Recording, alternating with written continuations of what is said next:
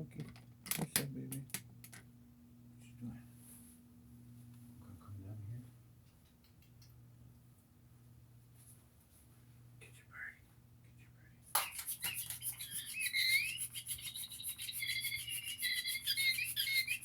Get your birdie. As I was saying in the previous video, cane is a lot like a sword.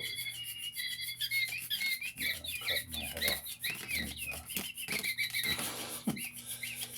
And a lot of people, martial arts practitioners, teachers, etc., when they show cane techniques, they always show how they're using it like a sword. Which, don't get me wrong, it's a very effective weapon as a sword. Here's the problem that I have with it. You're basically teaching the person who is not disabled to walk around and act like they need a cane so that they can just beat the crap out of somebody with a cane because that makes it not self-defense. Self-defense is basically you've been attacked, then you can fight back. So anyway, just thought I'd mention that because it's been a day or two since the last video that I showed, and I do know that as I progress with this cane, because I'm just getting used to using a cane, I'm going to show you more techniques like that I just showed, which are techniques that are not designed for the disabled individual. But at the same time, I also want to show you how to fight like a disabled individual.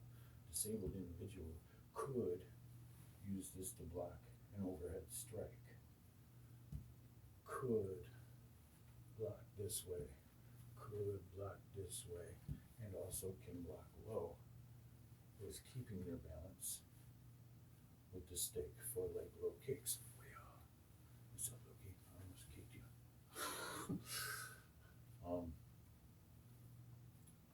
So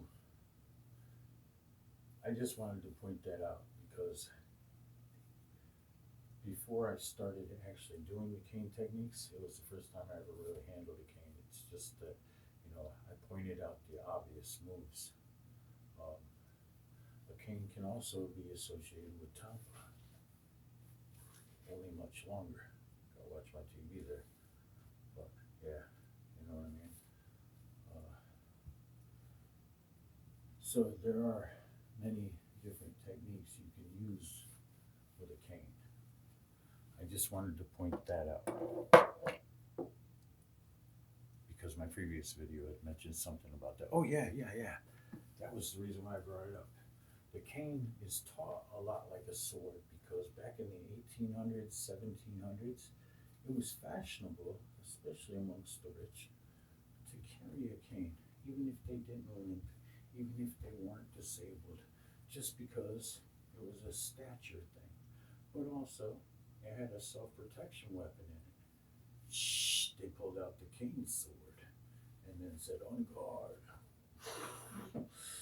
So that's why canes are a lot associated with sword techniques, is because, sometimes they wouldn't draw their sword and they would use their cane as self-defense, so to speak, against the guy who did draw his sword, and then pull up and immediately slicing and dicing them in seconds, or spearing them.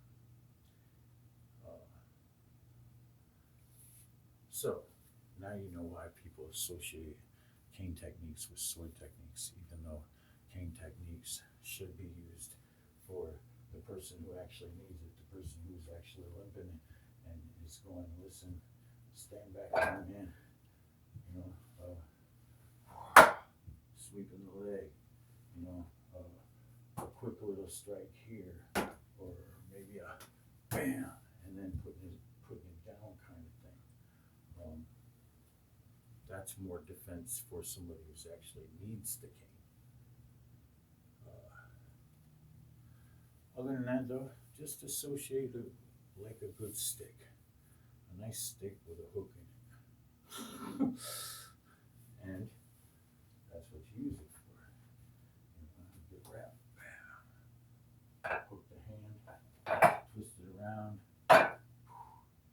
block, crack somebody with that end, it's pretty tough.